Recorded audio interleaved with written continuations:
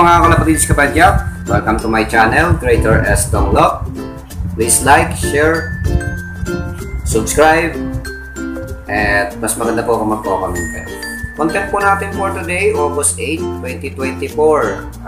Medyo nakalaktaw tayo ng isang linggo na pag-vlog po natin. Medyo naging busy lang po kasi tayo. I-update ko lang po kayo sa aking mga kalapatids.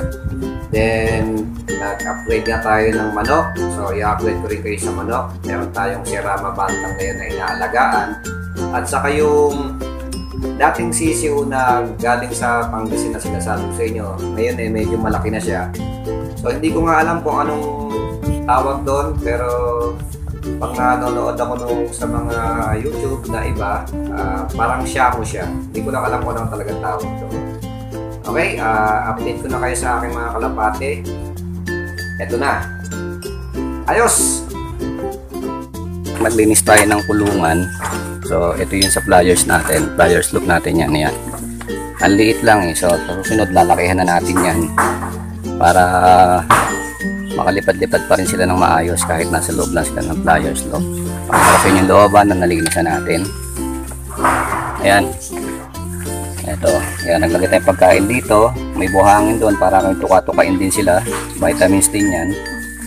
Minerals. Tapos ito, may tubig na sila. Ayan. Tapos dito. Yan. Naglagay rin tayo ng pagkain dyan banda.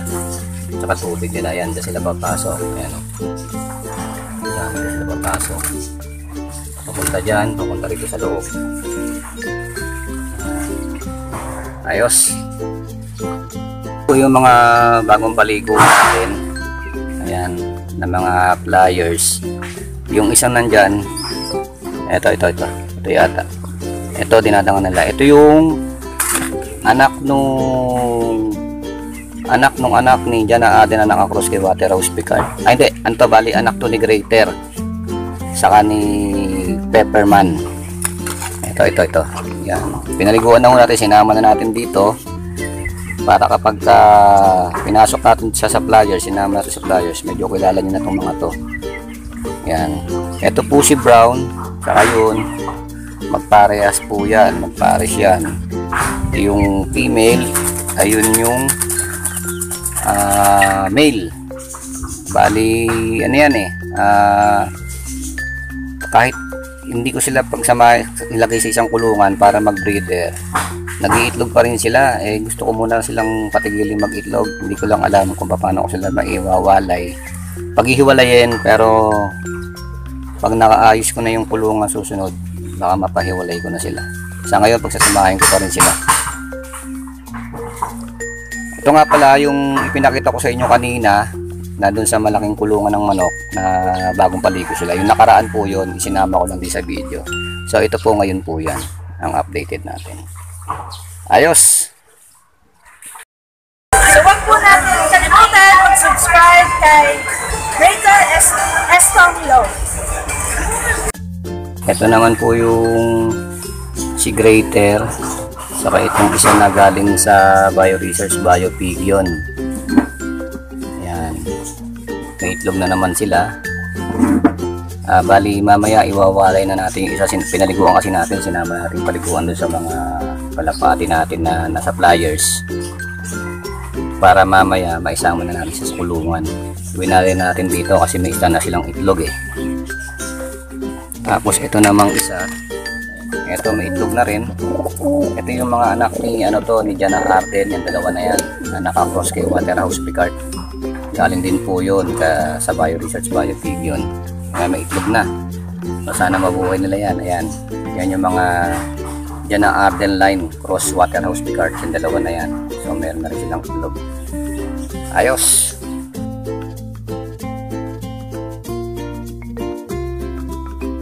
Okay mga kalapatids kapadyak, siyempre kamanok na rin, samahan natin ng ibig.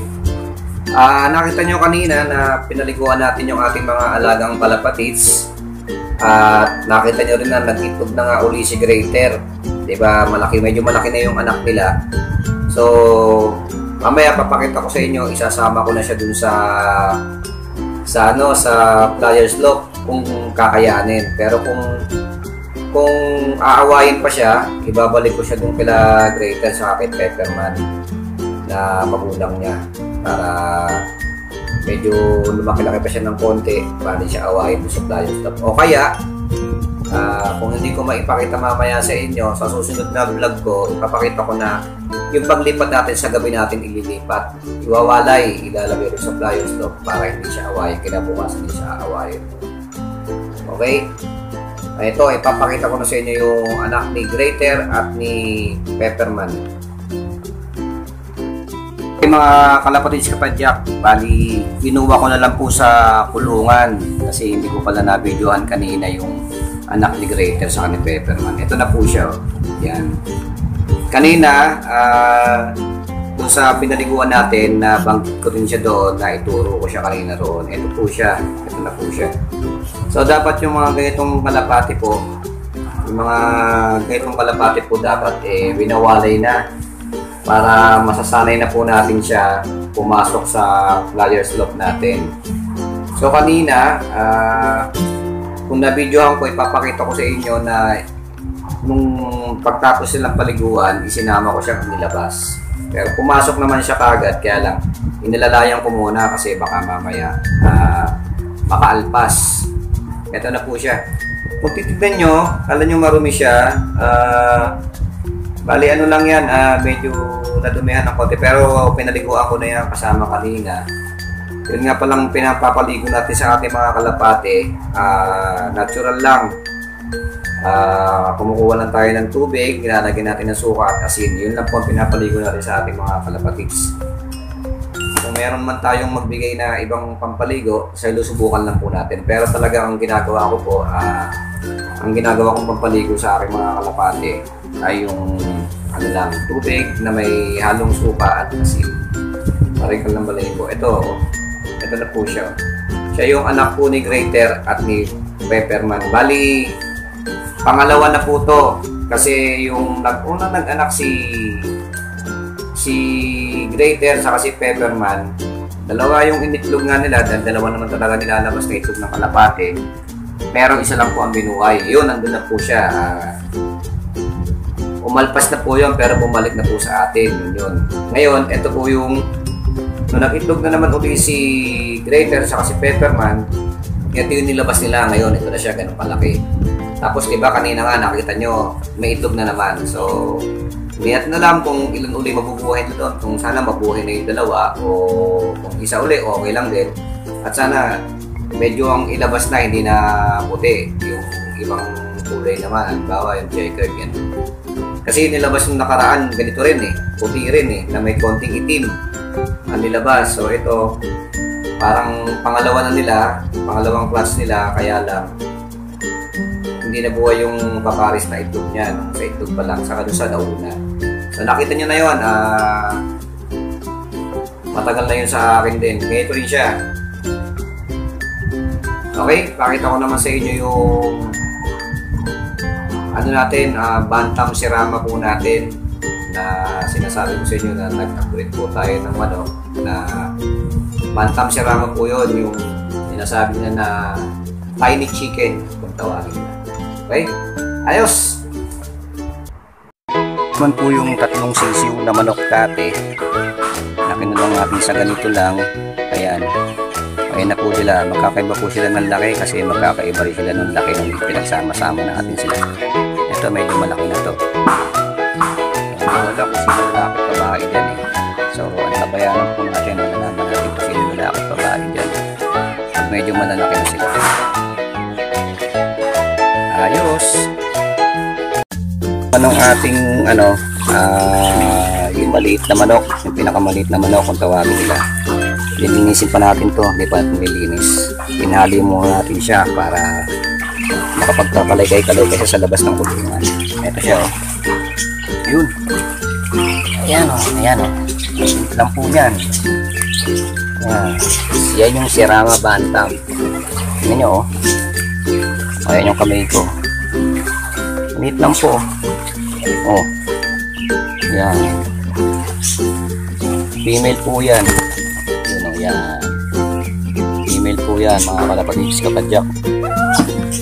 At kamanok na rin. Ito na po siya. Ayos.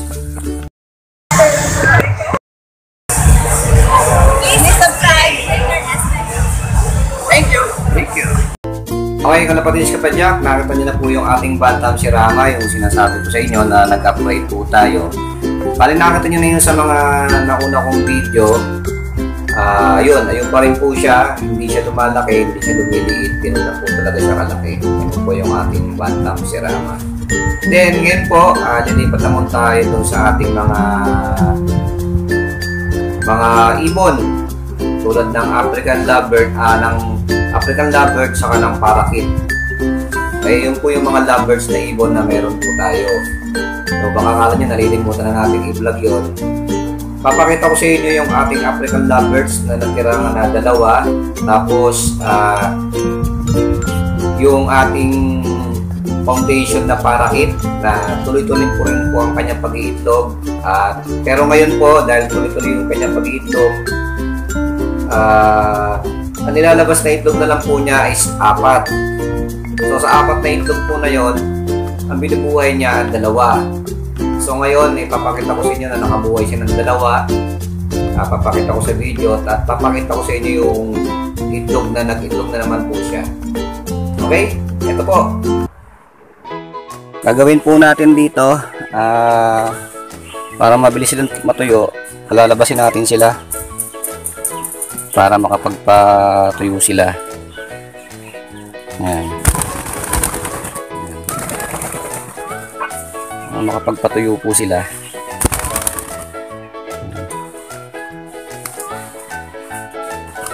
Ayan.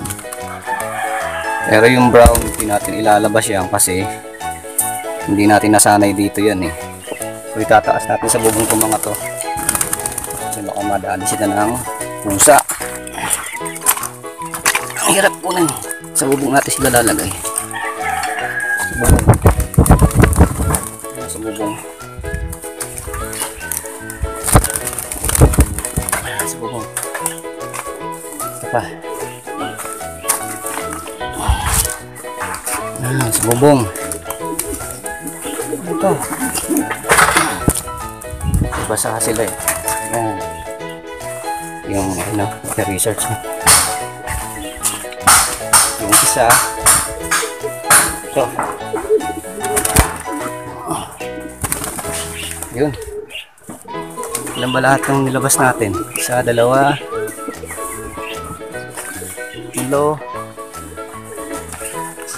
5. Ayan, yan yung 5 na nasa flyers lock natin ngayon. Para dyan sila matuyo, tapos pag nagutom yun, papasok na yan dito. Ito yung sinasabi ko sa inyo kanina na isasama natin sa flyers lock. Ito, gawin natin. Una na natin siya ipasok sa flyers lock, sama na natin sa dito. Ayan, para masanay na rin siya. Ayan. Ang laki po niya, di ba? Kasi nga anak yan ng lolo niya, si Jana Arden, nakapos kay Water of the Dark. Ayan. Sama na natin yan. Hindi na mawawala yan. Mawala, di wala nga. Ganun lang naman to sa pagkakalapate. Sa pagsasanay nila, may nawawala, may bumabalik. Hindi naman mawawala yan. Yan ang umpisa niyang training niya na. Ayan na ho. Naligo naman yan eh. Sasama yan dito sa mga yan pagpasok mamaya. Malalaman po natin yan. Tapos ito namang dalawa. Yan. Hindi pa natin pakakawalan yan kasi hindi natin nasanay yan. Pero pag natuwa ako, ilalabas ko na rin yan dyan sa taas. Subukan na natin ngayon. Hindi naman siguro mawawala yan. Matagal na rin naman dito yan eh. Kasama na natin sila rito. Yan. Ito. Kanyang asawa. Kasama na natin. Kasama ko yun. Yan. Yan. Mapagpahinga tong kulungan nila. Ayos! Ito na po si Jana Arden, oh. Oh, meron siya uling isang inakay doon. Tapos may bago na namang itlog. Kakross siya rito. Kakross dito yan kay Waterhouse Picard. Ayan. Ayan po, oh, mga kalapatids. Oh. Isang anak nila eh. Tingnan natin kung magagalaw natin. Ayun o, yun o, tatago. So, mga 1 linggo na lang din, maiwawala na rin natin yan. Ayos! Kapadyak, update po natin sa aking African lovebirds. Ito po sila. Yan, nanuno ka o. Ano? O, aray, asakit o. Kanya. Matindi yung African na yan. O, yan. Hindi na sa ating kulungan, magkalat na naman sila. Ito naman po yung breeder natin na parakeets. Yung babae nasa loob eh. Ay lumabas, ayun na nag-iitlog. Tapos, ito yung pinaka foundation bird natin na parakeets. So, ayun yung mag-asawa na yan, nasa tabas na yan. Ito na yung nakita nyo na inakay nung nakaraang video ko. Kung kayo sumusubaybay kay Greater Estong Love, ayan po. Ito na po siya. Yung dalawa na nabuhay nila na itlog. Ayan na po, ganyan nakalaki. Ngayon, papakita ko sa inyo na nag-itlog na naman po sila. Ito po, buksan natin. Ayan. Ayan mga kalabatis, oh. Padyak, kaibon, kamanok, kabibe. Ayan, oh. Ayan, oh. Dalawa na naman yung itlog nila. So magdadagdag pa ng itlog yan. Baka bukas, meron na naman yan. Hanggang sa magpisa na naman po sila. Ito naman po yung mga anak. Kasama ito syempre yung nag-iisa natin yung English Badgie. Ito ko sa inyo, English Badgie natin. Ayan. Ayun yung English Badgie natin. Maingay po yan. Kung gusto nyo malaman na maingay yan, pakita ko sa inyo. Tingnan nyo ha. Masakit din ang mukha yan. Pag nakawakan po natin yan, mapakaingay po yan. Mapakaingay po yan. Pero masakit po manukato. Ayan o. Ayan, ito nga, hindi ko pa nakakawakan, napakaingay na. Kita nyo. Ayan po. Napakaingay po ng ibon na to. Ayan. Ayan, bitawan na natin. Ayos.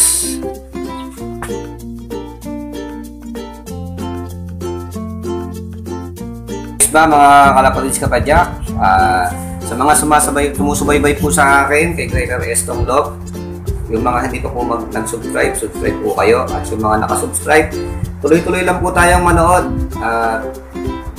Mala nyo, taon-taon po meron tayong ipamigay na naman tayo na nakaraan baso ngayon, hindi po natin alam kung ano may ipamigay natin sa mga masubi na subscribers po natin at sa mga nagko-comment po. Okay, shoutout nga po pala. Shoutout kay Joel Carino. Joel Carino, shoutout sa'yo. Shoutout din sa'yo, Manolito Ragasa. Shoutout sa'yo. At sa iba pa po na hindi ko nabanggit, shoutout po sa inyo. Okay mga kalapatis kapadyak, sana nagustuhan niyo po ang ating video for today. Maraming salamat sa mga nanonood at sa mga hindi pa nanonood. Manood po kayo. And God bless us all. Thank you. Okay mga kalapatis kapadyak, bago po natin tapusin ang video nito, lagi ko pong sinasabi sa aking video, walang ibang makapangyarihan sa lahat, kundi ang Diyos na nasa langit. Maraming salamat and God bless us all. Tatandaan po natin yan. Huwag po natin kakalimutan. Ayos!